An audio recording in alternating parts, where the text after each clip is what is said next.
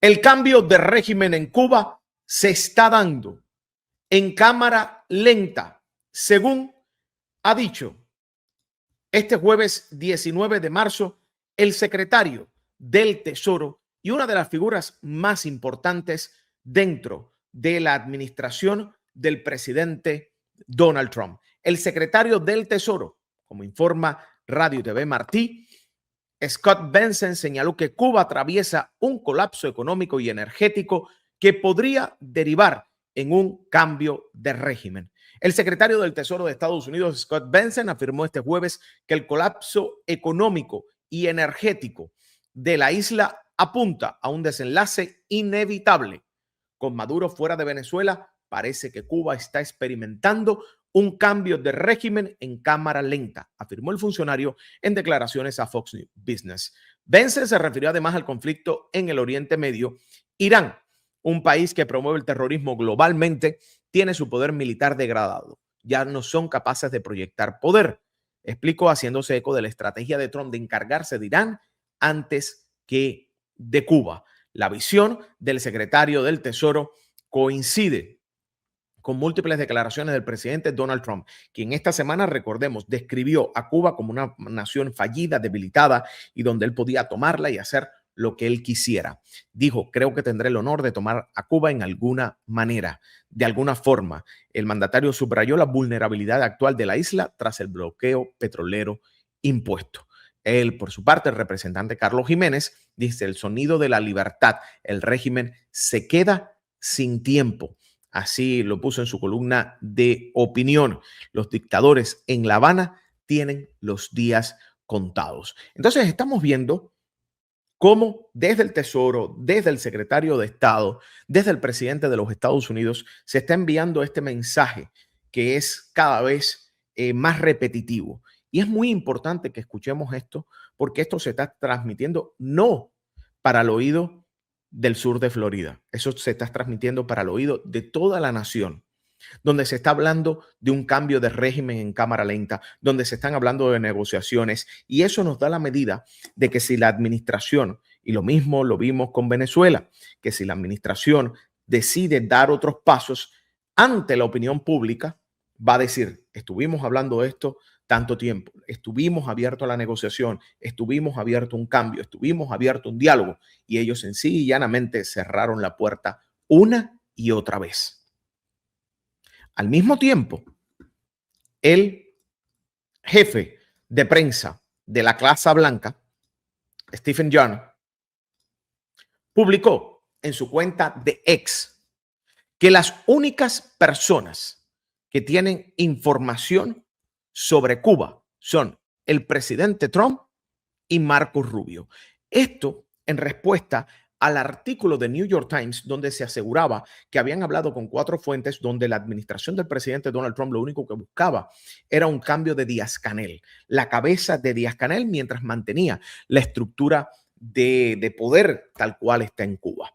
Dijo, las únicas personas al tanto de la situación en Cuba son el presidente Trump y Marco Rubio. Sus reporteros perezosos se basaron en fuentes desinformadas que no saben nada de lo que está ocurriendo. Recordemos que el New York Times le había ya contestado al secretario Rubio diciéndole que nuestro artículo establece que este reporte es basado en conversaciones con 4 fuentes familiarizadas con las conversaciones de Estados Unidos con Cuba. Nuestros periodistas se contactaron al Departamento de Estado para comentario mucho antes de publicarlo y no recibimos ningún desacuerdo con la información que estamos trayendo a la luz. Ni usted ni nadie más ha presentado hechos factuales en contra de nuestro reporte. Nuestro reporte es real. ¿Y qué decía este reporte? Porque sé que a usted le está llegando la información quizás por pedacitos. Bueno, este reporte básicamente, y a mí lo que me dicen los que están cercanos, es que ellos no discuten que la administración Trump quiere llevarse al dictador Miguel Díaz-Canel. Lo que están discutiendo es la parte del reporte donde se asegura que no hay una presión para que se tomen las medidas contra la familia Castro y que se dejaría en su lugar al represivo gobierno comunista que gobierna Cuba desde hace más de 65 años. Punto número 1, la administración Trump quiere la cabeza de Díaz-Canel. Punto número 2, no quieren dejar en su lugar al represivo gobierno comunista. Punto número 3, sí hay una presión contra los miembros de la familia Castro. Por eso precisamente se están lanzando investigaciones, tanto a nivel federal como a nivel estatal, para tratar de presentar un caso contra Raúl Castro y tener ese otro argumento del lado de acá. Eso es lo que mis fuentes me dicen que ahora mismo es de este reporte lo que están discutiendo. Fíjense, no es que se tiene que ir Díaz Canel se tiene que ir. Y eso lo sabe la administración y eso lo sabe Cuca, la que trapea en la escuela. La parte que están discutiendo es que lo que reporta, según New York Times, es que quieren mantener el régimen y eso es lo que está en discusión. Mientras tanto, ¿qué está pasando con la dictadura de la cubana? Mientras tanto, ¿cómo están en el régimen de La Habana? Desesperados. Aquí ustedes tienen a uno de sus principales voceros, Carlos Fernández de Cosío, que dice: exportar combustible a Cuba es legal y es legítimo. Todo país soberano tiene derecho a hacerlo en términos comerciales como desee. En términos comerciales o como desee. Ven, danos petróleo gratis. Así son las prostitutas caribeñas. Lo ilegal es la amenaza de Estados Unidos a quien lo haga. Es el gobierno de Estados Unidos el que no tiene derecho a impedirlo ni a interferir en tales exportaciones. Y yo le pregunto, ¿por qué si el régimen de La Habana tiene negocios con más de 100 países? ¿Por qué si el régimen de La Habana tiene tan excelentes relaciones con México? México le manda, sí, toneladas de comida que el régimen luego sabemos que revenden, pero no le envía petróleo. ¿Por qué los chinos y los rusos no han venido a salvarlo? Me pregunto yo, que como diría mi querido Taula, me lo pregunto todo. ¿Por qué si el régimen de La Habana tiene un embargo puesto por el gobierno de los Estados Unidos, no se ha preparado para buscar vías alternativas y negocios con los más de 180 países que votan a favor de que se acabe el embargo? ¿Por qué esas naciones, como puede ser China, la segunda economía mundial, los rusos, no salen en ayuda y en asistencia de la isla cárcel de esa dictadura tan benévola? Porque sencillamente esa propia dictadura se ha encargado de ser esa alimaña, esa piraña, esa bacteria que se alimenta de cuanto benefactor le pase por al lado. Es como esa perra hambrienta, sería, fíjense, si vamos a hablar en términos de lo que está sucediendo hoy, Cuba sería como ese Terian, sería el estado Terian que se convierte en perro. Si hay que ser perro, si hay que ser gato, me convierto en gato. Si hay que ser ruso, decimos Tabarish.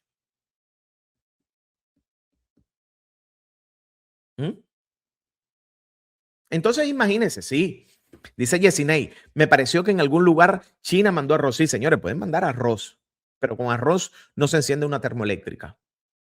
Pueden mandar suplementos y pueden mandar paneles solares. Fíjense la imbecilidad de Cuba y el mal trabajo y la mala preparación y cómo el régimen es un régimen fallido desde cualquier punto de vista, que usted sabe que está bloqueado. Según el discurso de la dictadura, que no es bloqueo, es embargo, porque el que no me hablen más de un bloqueo que solo afecta al pueblo. Y los gordos barrigones cada vez son más gordos y más barrigones. Y a ellos sí no les falta la corriente y ellos sí viajan el mundo.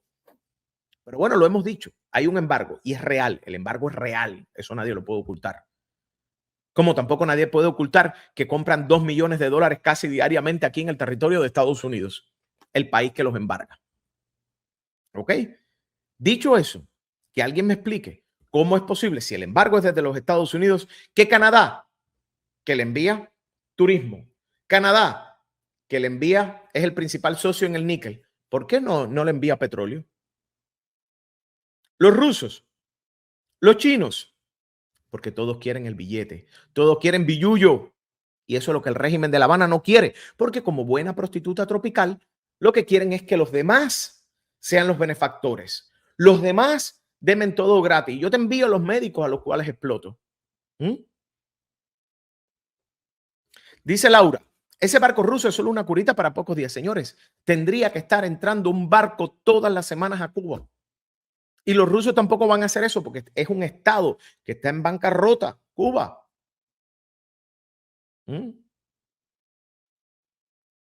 Y el otro punto, si usted sabe que usted tiene un embargo, si usted sabe que se va a quedar sin petróleo, si usted sabe que viene para arriba de usted lo que viene, ¿Por qué toda esa campaña que ellos están haciendo ahora de instalar paneles solares no lo hicieron antes? ¿Ustedes saben por qué? Porque el día que tú demuestres que tú tienes ese poder, ya no te hubieran dado tanto petróleo ni le puedes llorar petróleo a los demás. Señores, Venezuela le mandó a Cuba más de 67.000 millones de dólares. Una bestialidad. Son 67 y 12 ceros en dólares. Y Cuba sigue siendo miserable. ¿Por qué? Por la corrupción, por el robo. Entonces entendamos eso. Y al mismo tiempo usted tiene a los tontos útiles de la dictadura, a los tontos que salen a defender al régimen cubano. Como ustedes saben, ahora llegó a Cuba una delegación. Sí, no dejan entrar al cubano opositor, no dejan salir al cubano opositor, pero sí dejan entrar a quienes financian y a quienes benefician a la propaganda de la dictadura. Es un pueblo que se está muriendo de hambre. Es un pueblo que está sufriendo por culpa de esa dictadura que estos tontos útiles defienden. ¿Y ustedes saben qué le llevan al pueblo? Escuchen esto. Estas dos maletas traen una carga especial que habla de oportunidades y esperanza. Zapatos de ballet que fueron donados por las bailarinas del Ballet de San Francisco para los estudiantes de ballet en Cuba. Y trajimos 65 libras de zapatillas que tienen un valor más o menos de $16,000. Se dan cuenta que se la comen con palitos. Se dan cuenta que no le importa el pueblo. Se dan cuenta que lo único que le interesa es, en lugar de ocupar las 65 libras de comida, de medicina, o esos $16,000 en comprar cosas que sean útiles, paneles solares para darle una casa, llevan zapatillas, porque así de elitistas y come palitos son. Porque recordemos además que el Ballet Nacional de Cuba es una institución que desde Alicia Alonso ha estado manejada y ha sido un elemento de la política de la dictadura para decir nosotros apoyamos el arte. Díganme ustedes, con el hambre que hay en Cuba, con la miseria, si verdaderamente tú quieres ayudar al pueblo cubano, tú vas a llevar zapatillas de ballet, 65 libras, $16,000. Ah, pero ¿por qué al ballet? ¿Por qué le interesa propiciar el ballet? ¿Ustedes saben por qué le interesa propiciar el ballet? Porque el ballet ha sido históricamente, desde el triunfo de la dictadura, un mecanismo de propaganda política cultural.